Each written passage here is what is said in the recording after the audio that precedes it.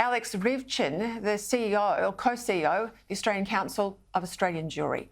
Alex, thank you again for your time. I sort of expected this rot from the Greens, you know, anti-Israel, a whole lot of ignorance. But geez, I was surprised to see that two Teal MPs joined in. What was your reaction? Well, I was as surprised as you, but, you know, we found it quite appalling, as we made clear in a letter to the two Teals that we sent earlier today.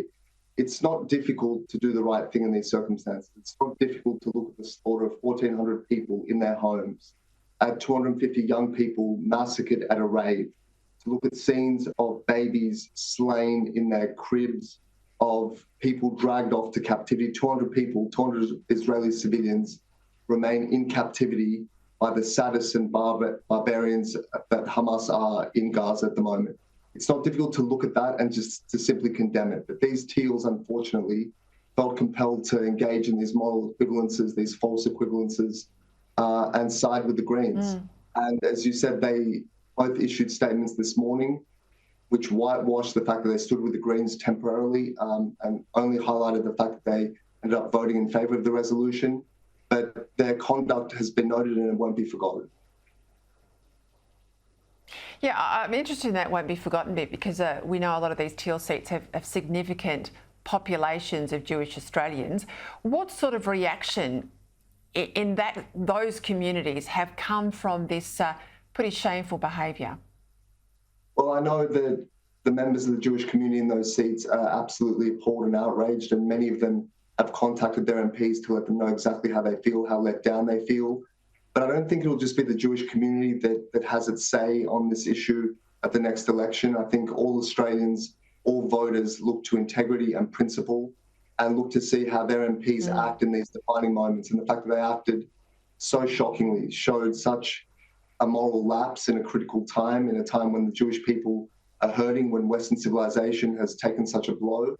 I think that they'll be punished at the polls next time.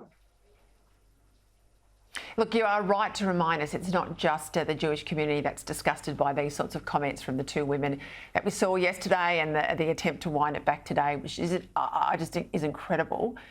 I've got to ask you too about comments. They came in late this afternoon. Labor Senator FMA Payman, she condemned Israel for its response to the Hamas terror attacks. Watch this.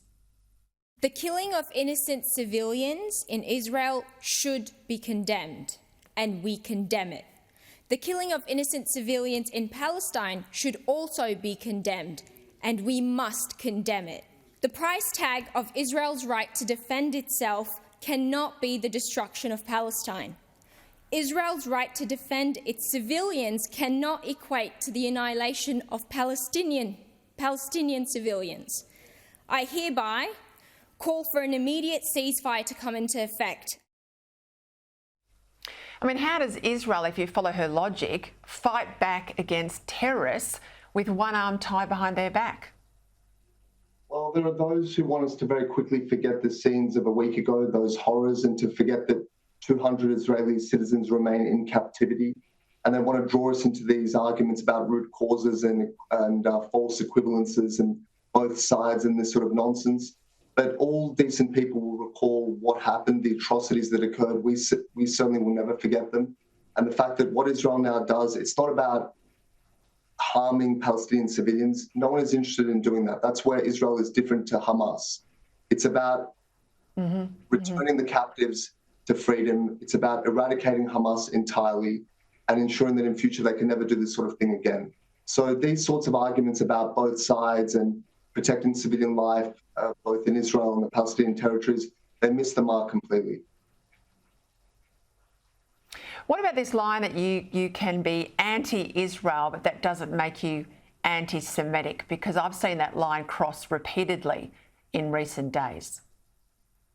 One can certainly criticise Israeli politicians and aspects of Israeli policy, and no decent person, no reasonable person would consider that to be anti-Semitic. No one has ever made that argument. But what we've seen in the last few weeks is individuals who claim to be pro-Palestinian or critical of Israel really reveal themselves for having a very deep-seated hatred of the state of Israel, hitting at it in its darkest, most traumatic period of time, attempting to draw equivalences between the state of Israel and the terrorists that it needs to fight.